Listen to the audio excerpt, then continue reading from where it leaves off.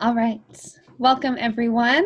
Amanda here from the Self-Agency Advocate, and I am so excited for today's episode. First, because it's the first one I've been able to do over video, and I am so excited to see your face. So that's really, really exciting for me that this has finally happened and that it gets to be you, because I met Marika, probably 3-ish years ago now, somewhere in there. And I met you through Casey, who is an absolute soul sister of both of ours. And when Casey knows someone and has nothing but good things to say, you know that person is special. And then when I met you, I was like, oh, yeah, this makes sense. I get it. Because you're just kind of this little unicorn of love and light. Like, that is literally the only way I know how to describe you. I've never met somebody so optimistic and happy and just contagious in the way that you love and live. So it's a pleasure to have you here. Thank you for joining me, Marika.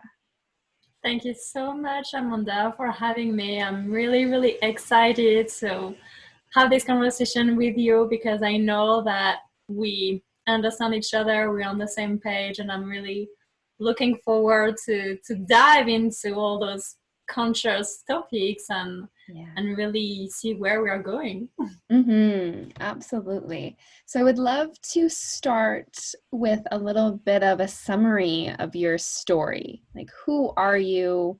How did you get here? Where are you now? And kind of everything in between, so that myself and the listeners can get a little bit more of who you are and what this all looks like for you. Yes, sure. So I am French. I was born in the southwest of France.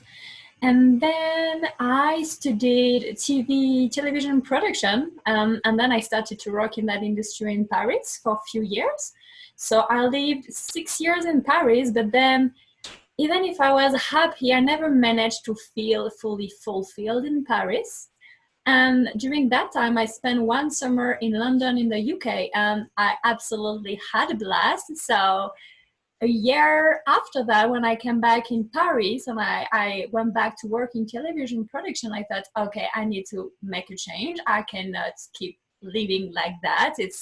I need to do something different. And my little voice was really telling me to go to London. So I took my courage, I moved to London, and I really never looked back. I spent 3 years over there. I really made most of my dreams come true, from becoming a dance teacher, from doing a catwalk in front of thousands of people. We were my dream of being a little girl when I was 5 years old. So I really achieved very random dreams and I had a blast.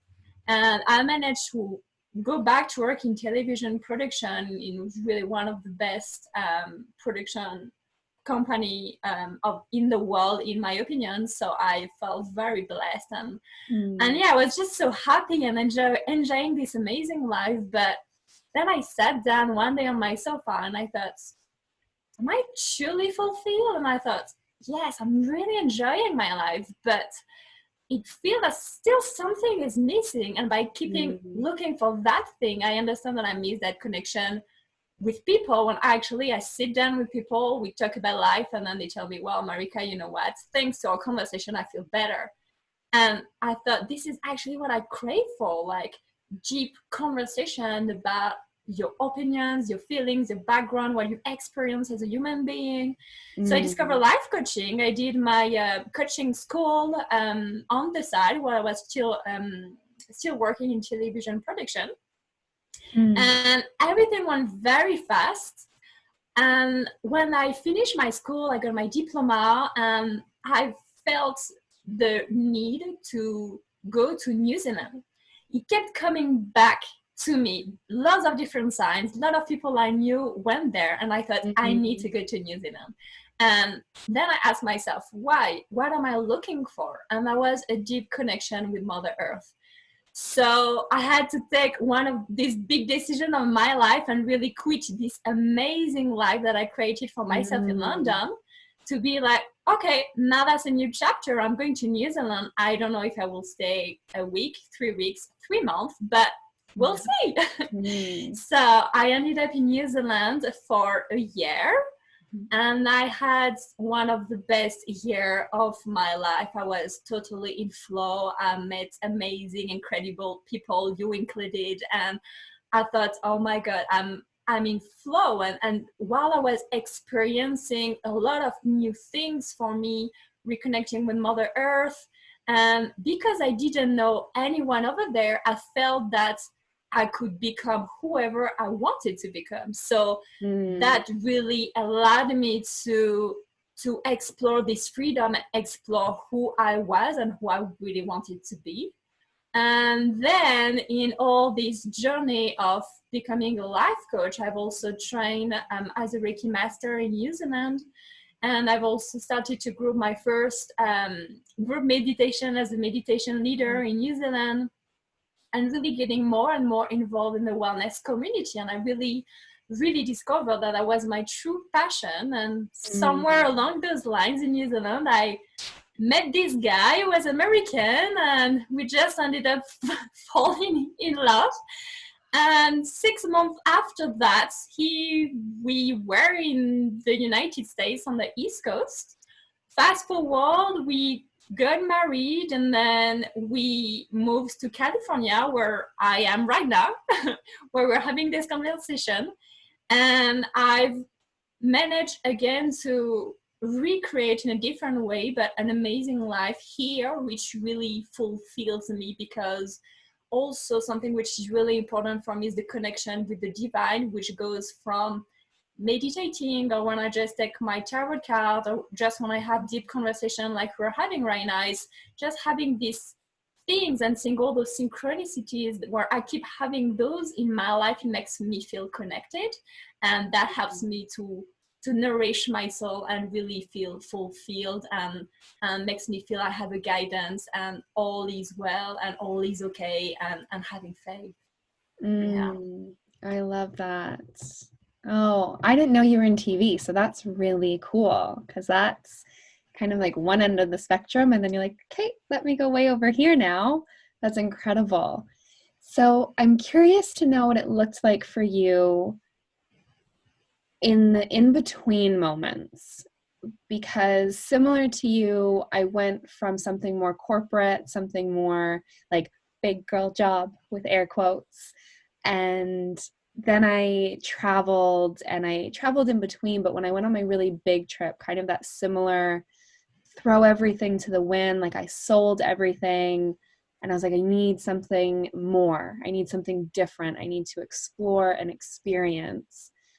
And within all of that, the in between moments for me have always been some of the most transformational, because that's where I found that I was the most challenged, because I didn't know what I was doing. I didn't know what was going to be next or around the corner. I had no idea if it was going to work. And I was just kind of like, well, here we go. And then I see all of the things fit together. And there's so many beautiful, beautiful moments where I'm like, oh, thank God I made that decision because it got me here. But I'm curious to know if you ever had a similar experience in the in between, because I think a lot of the times people hear these stories and they're like, oh, everything was just so easy for you. Everything was just so rosy and beautiful. I could never do that. But for me, not the case. The in between was hard, heartbreaking, excruciating, roller coaster. I lost myself, found myself, and everything in between. Did you ever have a similar experience in those in between moments? Or are you one of those Well, people where literally everything is rosy? Like, which one? I would like to say I wish, but actually no, because I really enjoy looking back on my experience and what I actually learned from them. And Mm. I totally resonate with what you've described and your own experience. And I definitely had a few of those moments as well. And Ah. the one, I think the biggest one, which was really tough, is when I moved to the East Coast of the US.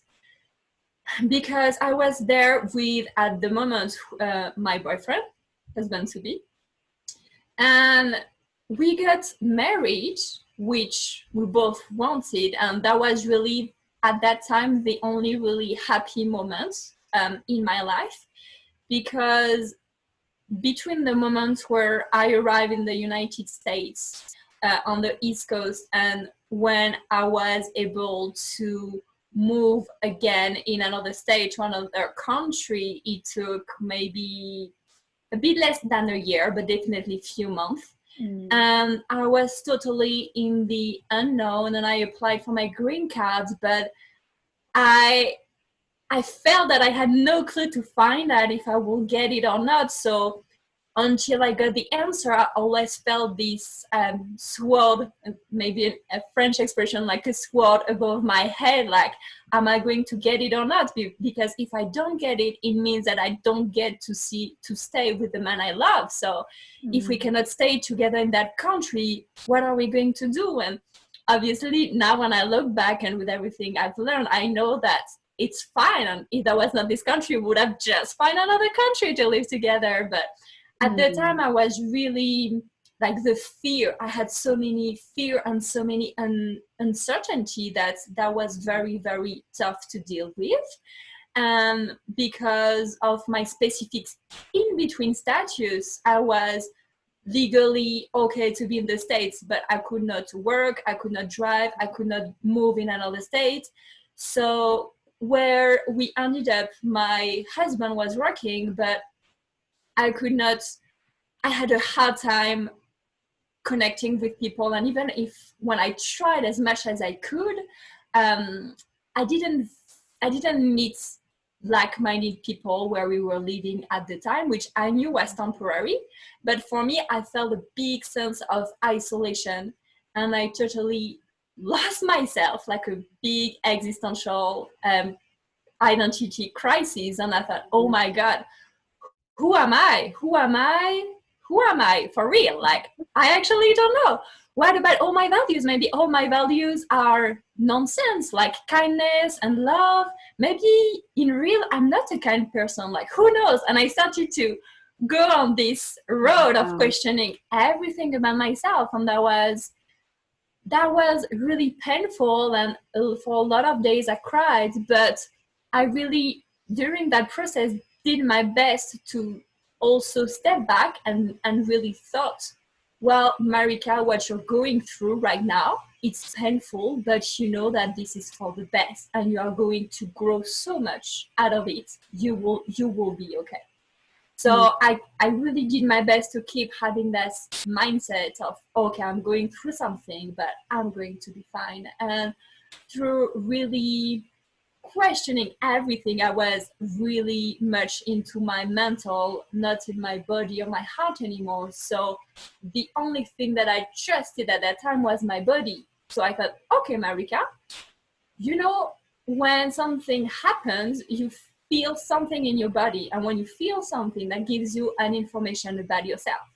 So let's try to really connect with your body and feel your emotions in different situations. And that may guide you to understand what you are feeling and who you are, what makes you angry, or what are the things you really love. And by doing that, I really explored everything. For example, I tried not to smile in the street to see how I was feeling when I was crossing paths with someone. And because I was a very, very tiny town, so when I stopped smiling at people, I thought, oh my God, I don't feel good. I really don't feel good. I feel that I want to smile at people. And then when I started again to smile at people, I thought, oh my God, I feel so much better. And this is this kind of information who told me that, okay, maybe one of my values may still be kindness. It's something that I value, just sharing a smile with someone. So one of my biggest lesson in that time was really to learn to trust my body and to understand that sometimes we're so much in our mental and we intellectualize so much everything that we can really lose ourselves. So that was one of those transitions. And from now, when I got my green card and I was able to move in another state, we manage my husband apply in different states to work at the mountain in Colorado, Oregon, and few others, and California. And when you got California, I was, okay, whatever. As long as we move from where we are, I'll be happy. So we just drove. I didn't have any job planned or anything, but I was so happy to leave. And for me, that was really the opportunity to create a new chapter. So I was, okay, let's just do this. And from there, you look at me now, I'm just very, very happy in my life. And I'm so stoked. Everything I have, everything I am, and I keep working on. And yeah, when I look back at this experience, I'm grateful that I had it because it taught me so much. Yeah, I really value that you took that time to rediscover yourself, because it can be so common to say, okay, it's this experience that's what is to blame in all of this. I don't have a part in it. It's this experience that's making me this way. But to hear that moment of, okay, something's wrong, and I need to come back and figure out what's actually going on in here. What are my values? Who am I? What do I like? It's like that idea of kind of like dating yourself again and being like, do I like vanilla ice cream or chocolate ice cream? Well, I got to try both to find out. So great. And it's doing those things to actually discover who you are, because we go through this life in seasons and we're fluid and dynamic. And because you had certain values in Paris doesn't mean you're going to have the same values in the US compared to New Zealand, compared to London, because you're a different age, you're around different people, different politics, different connections with people. It's a totally different context. So it's really cool to hear you kind of have that moment of awareness and say, okay, what is my role in all of this? Where do I stand in it all? And how am I going to choose to go forward? Because I think there's so much potential to stay in those darker places and think, okay, well, this is who I am, and this is how I'm acting in this scenario. So that just is. And I have to figure out how to be this person in this situation. But we always have choice. We can always change the way we respond to something or react to something and how we feel about it. So when you talk about feeling it in your body and having that experience of, okay, I'm going to do a little social experiment and see how I feel when I smile compared to when I don't smile. What do you feel in your body? How would you describe that? Because what I found is some people are very, very in their physical body and they can feel their intuition. They can feel that felt sense of a yes compared to a no. But with people who experience chronic stress or maybe even trauma, being in their physical body isn't a safe place to be. And that's perfectly okay. It's a coping mechanism. It's very normal. So they might not have the capacity to feel into their body or to know what it's like to feel a yes or to feel a no.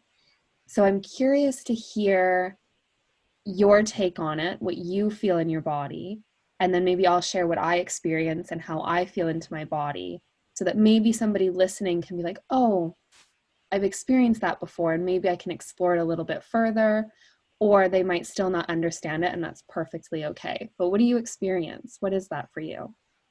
I absolutely love that question. I'm on that. Thank you so much for asking. Mm. And I know that I can also be different for different people. My experience when I was smiling, I feel my heart space opening. So it's hard to describe, but I felt something in around my chest going on. And then the whole energy of my body felt much lighter. If I didn't smile, I felt heavy. My body felt heavy. Whereas I smiled and I was, oh my God, I feel just uplifted, like as if my whole mood suddenly shifted. But for me, it happens a lot in my house, and it's really it's really like a nice sensation, and it's very light. I would describe it like that in my heart space.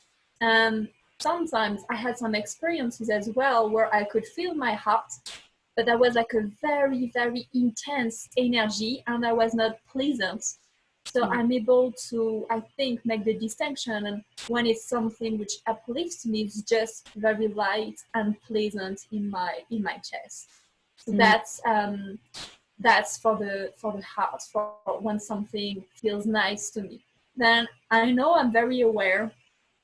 Then when I get stressed, I tend to feel my stress in my lower belly, under my belly button. Mhm. And I know, for example, we talked about it with my sister. When my sister is stressed, she feels it in the stomach. But for me, it's really in the lower belly. And it's like the energy is moving, like really moving in my lower belly. And it's not very pleasant. But I've noticed that when I feel that emotion in my lower belly, this is stress which actually serves me, because it's usually when I'm about to do things which I really care for. So, Mm. for example, I've just finished my yoga teacher training last year, and when I went to teach my first yoga class ever, I was so stressed out. I was, oh my God, because I wanted so much to really deliver an amazing experience for the students. I put so much pressure on myself that I felt this stress in my lower belly. And when I felt it, I thought, oh, well, okay, I'm acknowledging I am feeling that. It means that I'm stressed, but that I am nervous, but it's because it's something that I care about. So it's okay. Mm. It's not making me sick. Versus when I was a teenager, so my parents were both in the army, and we moved as a family in a tropical island just near Mauritius, so on the east coast of Africa. Mm. And when we moved there, even if that's a French island, the culture was so different, Mm. everything. I was feeling so anxious, but an energy which was not serving me at all. And Mm. at that time, that was in my stomach, and straight away, that was making me throw up. Like every single time I was going to a new school at the time, or going on a camp with children I didn't know of my age, everything new, I was throwing up every time. Mm. And I could feel that was coming straight from my stomach. So I was able, and I'm still able, to recognize those different emotions. And having said that, for people who are listening to us, I want to also acknowledge that we can also heal from those things. And the fact that I was so anxious that I was throwing up, I managed to heal from that for a long time. So it really lasted, I think, 3 years. For 3 years, Mm. I had this reaction, but by working on myself Yeah. with affirmations and acknowledging what was happening and reassuring myself, being kind to myself, telling myself, Marika, it's okay, it's a new environment, you are safe, and really repeating things which were helpful for me, I really managed to overcome that. Mm. So I'm really thankful now that I've got this awareness to really be able to identify those different parts of my body. And I would say that they are the emotions which are the strongest within me, that I can acknowledge and recognize the easiest. Yeah. Oh, there's so much in that. Love that. I have so many similar thoughts, and I'm really, really glad that you took it to that space of what it's like to work with the thoughts that we associate with it, because that was a really big game changer for me as well. Like, I think about growing up, and I was such an anxious little one. Like, my parents couldn't even tell me that we were going on holiday because I would get so worked up and so anxious about it that I'd be like, where are we going? How long are we going for? What toys do I need to bring? What clothes do I need to pack? And I would ask a million questions, and I would work myself up so much that I would end up getting sick and be sick the whole time we were on holidays. So my parents got to the point where they're like, don't tell her. We'll just pack everything for her and take her on the holiday. And then I'd be fine because I'd be like, well, I don't need to worry about anything because I'm here. So this has been with me since day one. And I think about that and I think I can feel it in my belly. I can feel that nodding and that like, oh, like what's coming, that uncertainty. I can feel my heart start to race. I'll get kind of like clammy palms, like the sweating will start to happen and the heartbeat and all the things that we associate with stress or with those anxious moments. And I can feel it in my body. And over time, I could start to notice when I felt a certain way about being anxious or about being nervous or stressed about something. And I could notice when I felt excited or the happy nervous that kind of like pulls you towards something. But what I never really realized was it's the exact same physiological response in our body, no matter what's occurring. So anytime we have that physiological response in our body, it doesn't matter if it's a stressful thing, a happy thing, it's the story we associate with it. So when we feel the heartbeat and we feel the clammy palms or the nodding of the stomach, it always comes back to the story that we associate with it. So exactly like you were saying about that yoga class, you could feel your body and say, okay, this means that I care. This means that I really want to show up powerfully for this class. Whereas somebody else might have felt the exact same thing, but said, oh, I shouldn't do this because I'm not ready. They might have given it a completely different story. And I think that's where the power of our thoughts is just so fascinating and incredible, because I think about moments in my past where I would have this physical response to something and I would tell a story that maybe was more of a negative story of I'm not ready. Who am I to give this speech? Who am I to do this thing? Like, obviously I wouldn't be so nervous if I was prepared, and I would have that kind of mindset going. And then the more work that I did on myself and the more that I got into these things, I was like, oh no, that's not it. It's because you care, and it's because your body is priming you to be alert, to be present, to show up powerfully in that moment, to rush all of the blood to your brain so that you remember these things and you can speak to what you know. There's all these things that your body is actually doing to help you. And now I can reframe the story that I tell about it. So now if I'm going to do like a public speaking event, exact same physiological response. I know that I get hot and sweaty. I know that my heart starts to race. I know that I'm going to get knots in my stomach. But I also know that I can pause and say, girl, you've got this. Blood is pumping to your brain so that you can remember these things and speak to them. Yes, you're hot and sweaty, but it'll be fine. It'll be over in 10 minutes. It's okay. And I can actually have that different conversation with myself.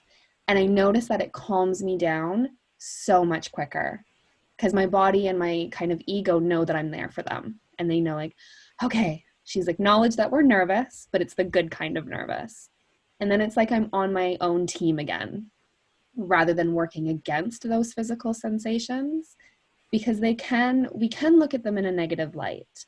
Like I used to be so embarrassed because I get so hot and I'm like the sweatiest human ever. And I used to get so embarrassed by it. I'm like, well, I can't go on stage and give this speech if I'm all sweaty. Like, and then I would get more nervous and more hot and sweaty. And it was like this vicious cycle. So now when I notice it starting, I can say, okay, I'm acknowledging that this is coming up for me and I'm getting amped up and excited about this thing, but I need to take 5 deep breaths. I need to slow down and I need to trust that I've got this. Thank you, body, for preparing me, but like stop sweating because we can do this. So it's like there's such a shift and a change around how we talk about it and how we talk to ourselves. Was that something that you discovered in coaching, or was that something that you knew inherently for yourself? Like, where did that mindset shift or different way of looking at your physical sensations? When did that happen for you? I think it has been an ongoing journey since I was actually 13, because what happened in my childhood, I was very jealous of my big sister because, in my mind, my mom took my sister as her favorite daughter, which, of course, now looking back, was my story, what I Mm. was telling myself. And so, because I was very jealous, I was always trying to disturb my sister or copy her, because unconsciously she was actually my model. So of course, I wanted to do everything she was doing. So I felt very powerless, I would say, and I got in such big stage of rage that by maybe 10 years old, I was writing in my diary, like, I'm going to kill my sister and then mom and then myself. Like, that was really going like very far. And one day, feeling in that state, I just analyzed the situation and I thought, why why mom prefers my sister in my mind? Mhm. And then I thought, well, because she's always so nice, she's always so kind to people. So maybe if I try to reproduce that, if I try to be nice and kind, maybe that will change the reaction of men towards me. So let's try. This is really literally what happened. I tried to be kind and generous like my sister was, and I noticed an overall different reaction from people. People became much more nicer towards me. And that was really the first time I became aware that I could change my behavior and my thoughts and feel better, because as soon as I created that shift for myself, Mm. I at first that was hard because that was a new path for me. So I felt a lot of resistance. But after a little while, it just became very natural. And I Mm. think deeply this is how I got this big value of kindness within me. It feels so anchored into my DNA right now, but deep down, I think it comes from a shift that I was able to make when I was a child slash early Wow. teenager. Wow. I cannot ever imagine you being an angry person to start. You saying that, I'm like, wait, what? That, huh? How? I just don't see it. But that's the coolest part about how changeable we are. That's like Mm. that right there is the proof that we're not these static beings that for so long we thought we were. Like, neuroscience is so young still. Like, that body of work and that body of research, 30, 35 years, like, it's still, we're just scratching the surface. And before that, we thought, well, after the age of about 7 in developmental years, you are who you are. Best of luck. Hope you did well up till that point, because can't teach an old dog new tricks. But what we're seeing now is quite literally the opposite. We are so changeable and so malleable that if you do wake up one day and say, okay, this is not okay, I can't keep treating people the way I'm treating them, or I can't keep eating 6 donuts a day or drinking 7 cups of coffee. Like, these things are not beneficial and I have to change them. You you can. You can do that. It's not going to be comfortable and it might not be easy, but it takes about 21 days to break and reform a habit. So if you've got 3 weeks, you can do it. And I think that's so cool to know that you were in that headspace at 13, being like, okay, how do I actually change, shift, and remold myself to be the human I want to be? Because I think that's the practice that a lot of us are in, is each day waking up and saying, who am I showing up as today? Who am I showing up as for myself, for my partner, for my family, my friends, my coworkers? Who do I want to be today? And it's fascinating to see those moments where I catch myself acting in a certain way or saying something and I'm like, oh, this is not a cute look. Like, what's happening right now? And sometimes, I'll be honest, I can't catch myself and I just keep going. And I watch it, I'm like, you are being a little bit of a brat. But okay, we're going with that today. And then there's other times where I can see it and I'm like, oh, Amanda, rein it in, come back, and I can flip it. So it's not to say that every day is going to be perfect, and it's not to say that every day we're going to be the best version of ourselves, but every day we can try, and every day we can work towards continuously building that practice. And I think it's really valuable to hear that it's a never-ending process. Like, that started at 13, it's still ongoing. It's still a daily thing where each day it's, okay, I did that. Maybe I'm not so proud of it, but tomorrow's a new day, or next minute is a new minute, and I can actually shift it right here and now. I had one of those moments like 3 days ago. It was like so recent, where I was in this place with my partner, and oh, I was being a brat, to say the least. Like, there is no other way to describe it. It wasn't a good look. I wouldn't wish it on my worst enemy. And I was just putting everything on him. I was like, you don't know how to support me. You don't know how to show up for me. This isn't what I need. I'm such an anxious person already, and I need you to understand that. And I was just like, blah, blah, blah, saying all these things. And he's sitting there like, okay, yeah. And he's just holding space for me. He's just letting it happen. And I'm just relentless. Like, I would not back down. And he wasn't putting up a fight. He's like, yeah, I'm hearing you. I hear that you're unsupported. What do you need me to do? You should know what to do. And I was like, I was on a tear, everyone. I was on a tear. And then we get home and I was like, you know what? I just need some space. I just need to take a minute, leave me alone, basically. And so I like holed up in my room, and I had this book that a friend had just given me because she knew kind of the headspace that I was in. And she was like, maybe just like put this by your bedside table.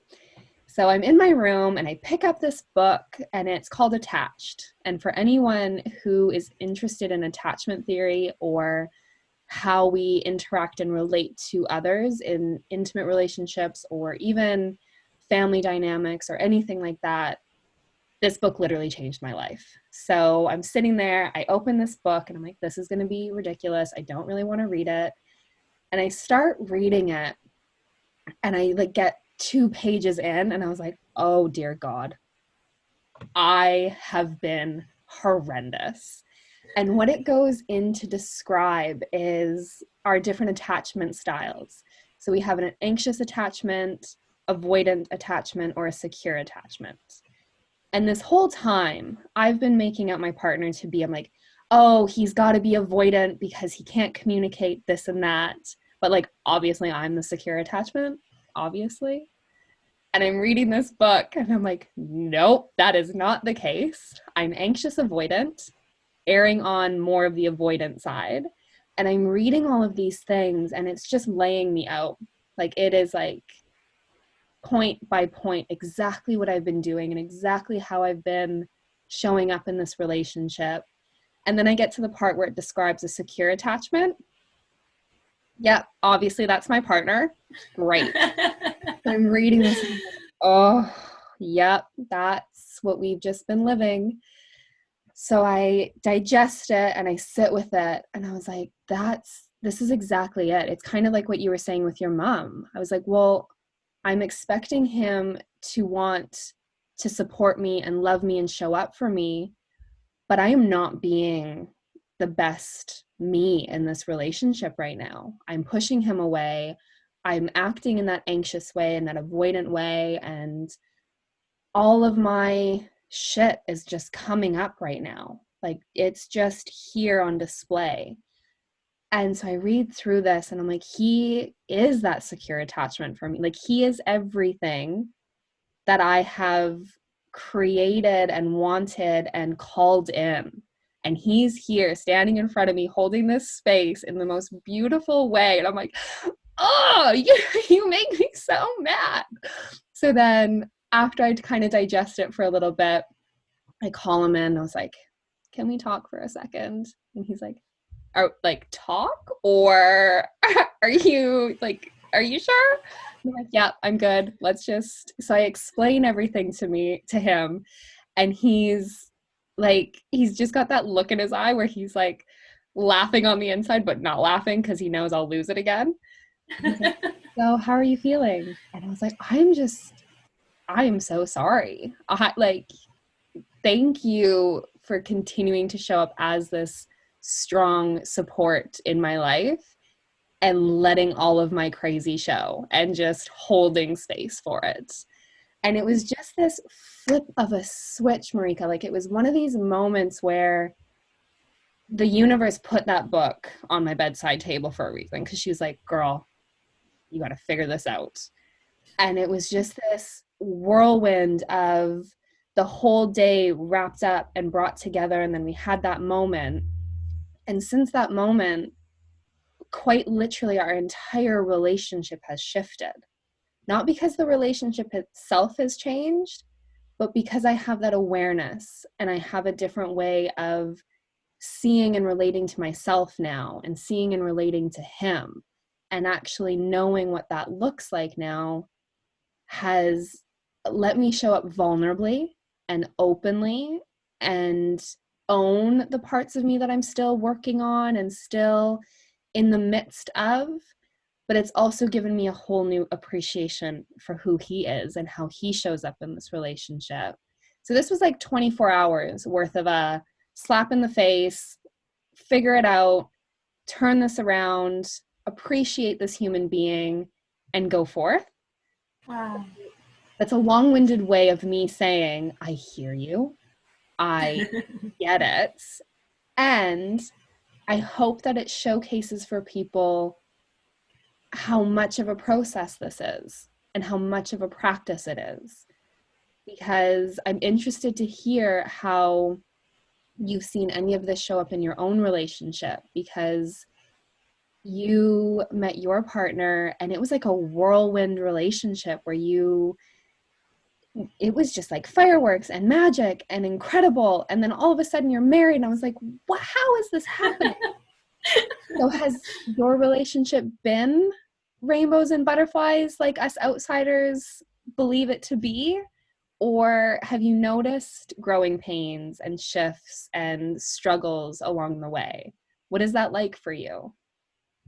So I would say a mixture of both, which means that the parts where we are growing and working on our relationships, for me, it's part of the butterfly, because I found the process so beautiful in itself that that feels magical to me. The most current example, I would say.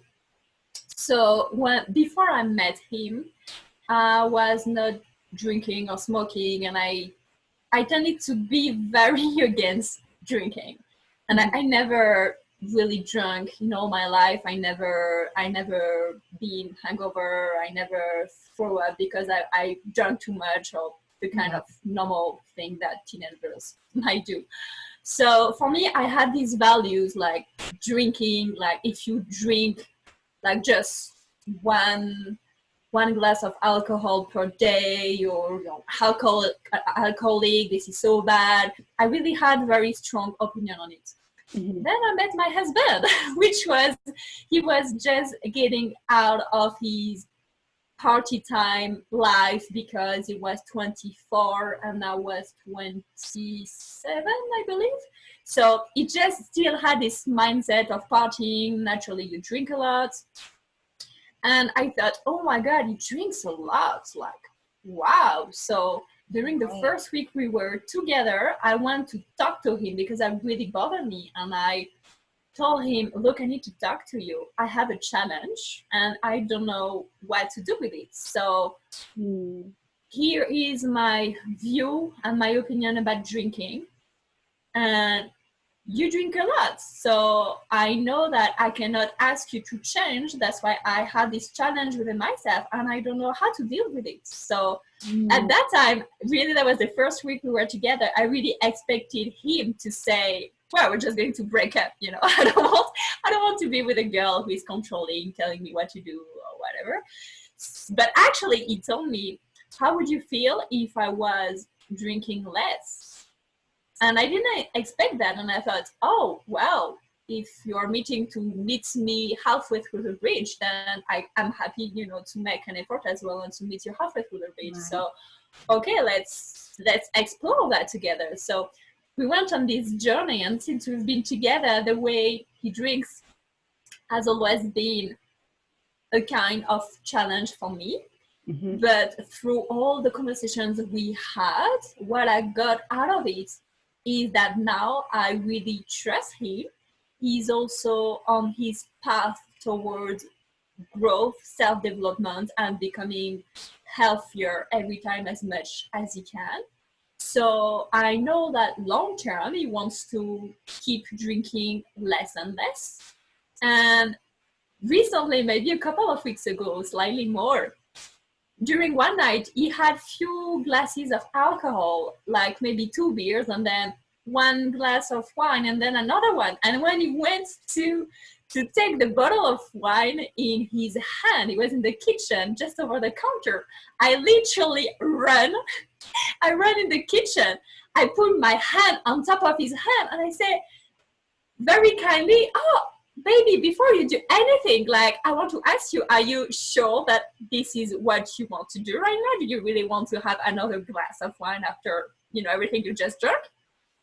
And as soon as I said these words, I caught myself and I thought, oh, Marika, what are you doing?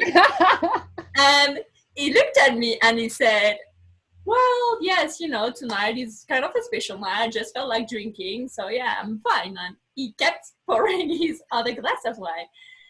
And then we sat down to watch one of our shows on TV. And after 5 minutes, I felt so bad.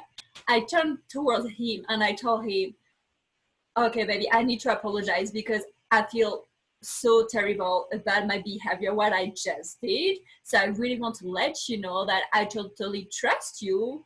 I know you're on your path and you drink the quantity you have, you want, that's fine. So I want you to really be aware that I'm sorry about my behavior and that situation showed about myself that I'm trying to control things and I need to learn to let go of things. Mm. So this is about me. This is my reaction was not about you. So I'm really sorry about that. And because he's the best husband for me ever, he just looked at me very kindly and said, well, it's fine. I know you're just looking after me or looking for me. I can't remember in English. You're looking up for me. I know you're looking up for me. And my heart just melted. I was, oh my God, he gets me. Like he understands that that was not to make him feel uncomfortable or point my finger at him saying, oh my God, what you're doing is bad. So I thought, oh my God, I love this man so much. So for sure, I believe we all have our different challenges in our relationship. And for me, what is so beautiful in that process is when the two individuals are able to see what's going on and to acknowledge that this is okay. Like, okay, the way I reacted towards you or the words I told you, I'm sorry for that. That was not right. But please know that I know that this is a work I need to do on myself, and I'm still doing that work. So please bear with me while I'm doing my updates and while I am being a work in progress, and the same with the other person. So I Yeah. find this process so beautiful because when you have this awareness and this willingness to both become the best version of yourselves, you can really hold space for each other, and no matter what you're going through, you understand that if he start to be angry and kind of pour his anger towards me, if I take it like this, I can switch my awareness and be like, okay, Marika, against he's not angry against you, but he's going through something right now, so I need to be here to support him and ask him what I can do to do that. And also the beauty of it is finding the balance between also having your boundaries, because you also don't want your partner to start to insult you, or if we go to the extreme level, to use physical violence. So it's finding the right boundary where you can hold space for your partner and be present and don't take things personally, but also hold your boundaries when you feel that this is necessary. Boundaries are crucial, crucial. And I think it speaks a lot to how important it is to really know yourself and know your values and what's right and true for you is so important to know, because it doesn't have to be right and true for the other person, because no two people are going to ever think the exact same. But for you to know, okay, this is a very fundamental value of mine and I hold it near and dear to my heart. So are we able to meet halfway or have a little bit of compromise and give and take? Or is this a non-negotiable on your side and we actually have to go separate ways? Because if it's two non-negotiables, there's no sacrifice. There's no give and take or meeting halfway.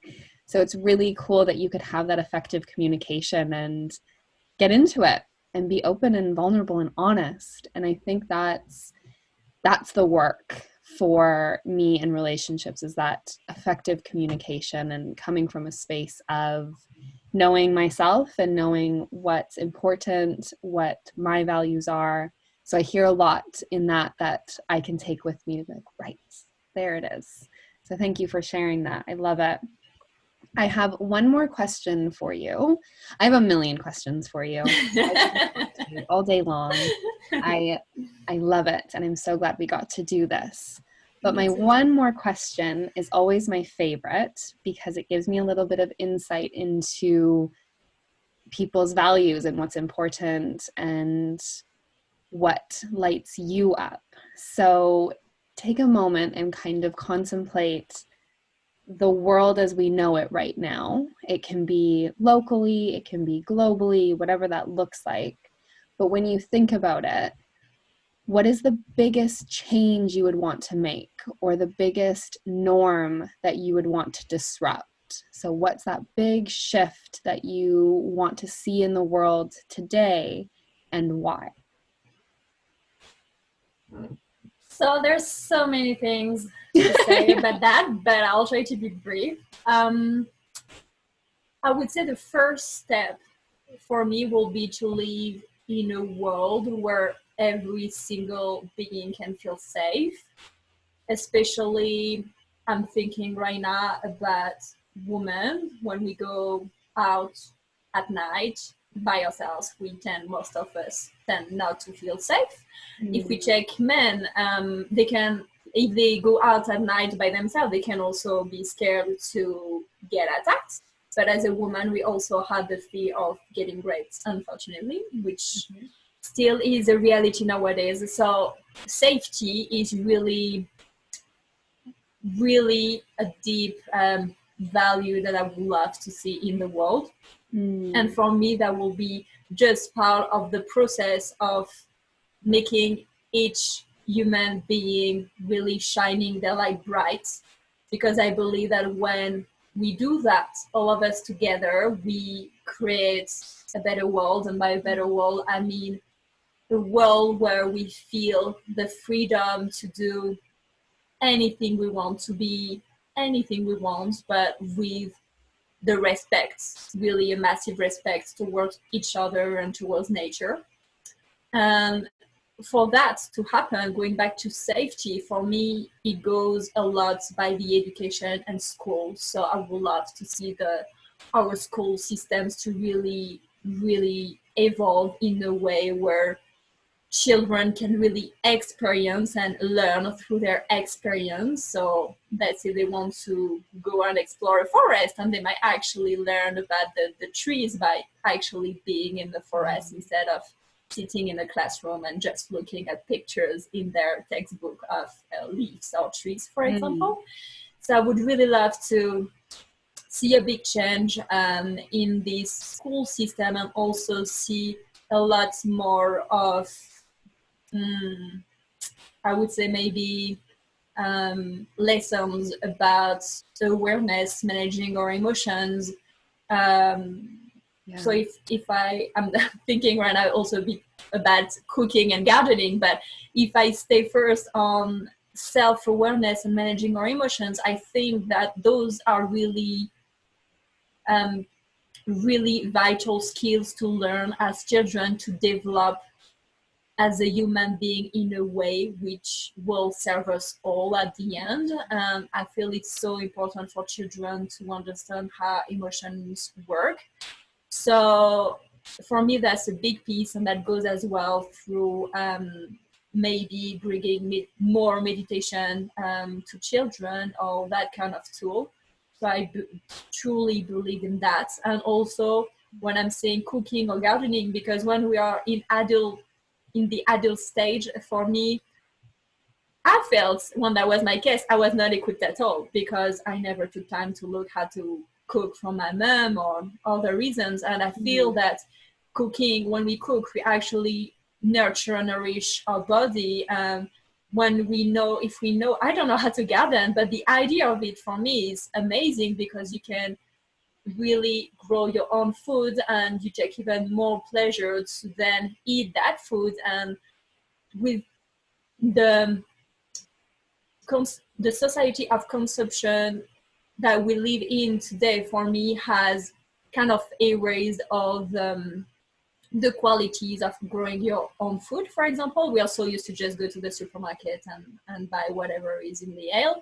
But when you grow your own food, you have a deep sense of appreciation of the work, of the time that it took for those vegetables to grow, for example. Mm. So I think that there are some skills like this which will be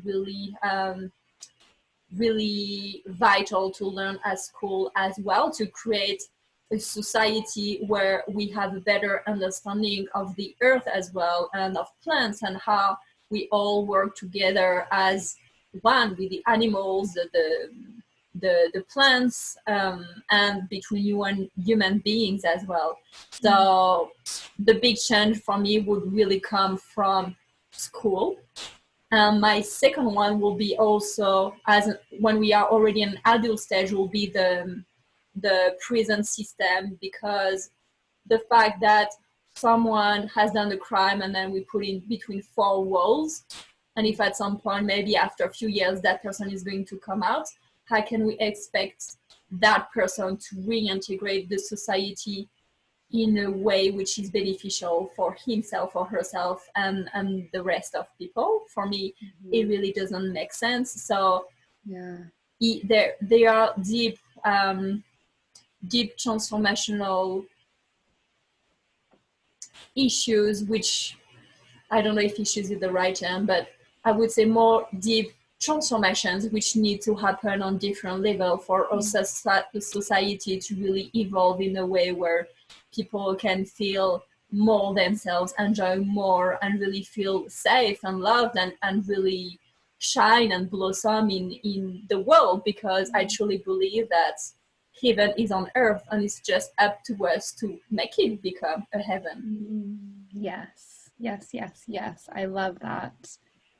I hear a lot of focus on actually investing time, energy, and resources in our people, and Yes. actually taking the time to really look at what we're doing educationally and starting from day one, and then Yes. supporting people throughout the entire journey. Because I could not agree more that when the prison system comes into play, we're not doing those people any service.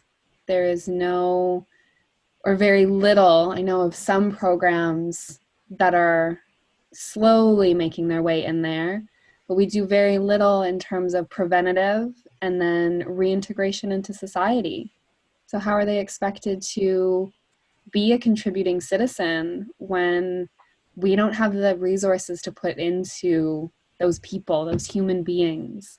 So, I really hear that. And I think you as a human being are making so much of that impact, and the ripple effect that you have by just sharing so candidly and so openly is going to impact your local community, and then that ripple effect is going to be so powerful because your actions and your words speak volume when you are always coming from that space of love and self-reflection first and foremost. I think it's really powerful that you are the embodiment of that, of staying present with you and constantly coming back to who am I, what's important, and how am I showing up. So I really, really appreciate that. And I really appreciate you taking the time to share this with this wider community. And it's so, so great to see you and to hear you.